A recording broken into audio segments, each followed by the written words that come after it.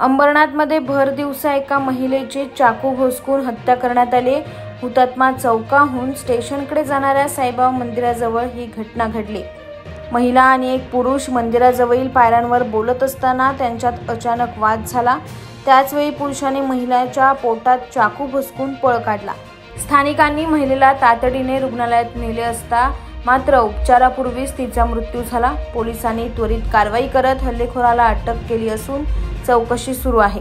या घटनेमुळे अंबरनाथमध्ये मोठी खळबळ उडाली आहे। 2 वेळा चाकू मारला साहेब।